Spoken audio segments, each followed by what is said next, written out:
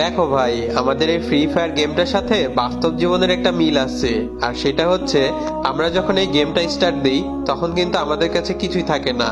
আমরা শূন্য হাতে গেমটা স্টার্ট দিই। গেমটা স্টার্ট হবার পরে ম্যাচে গিয়ে আমরা লুট করি।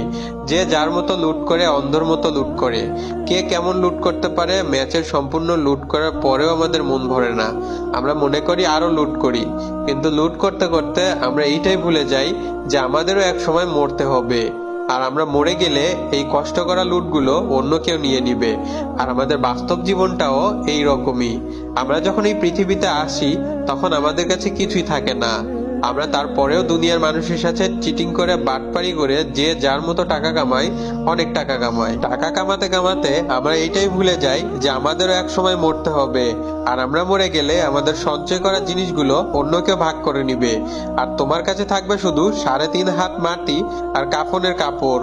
ভিডিওটা ভালো লাগলে একটা রিপোস্ট করে অন্যদের দেখার সুযোগ করে দিবেন। আল্লাহ হাফিজ।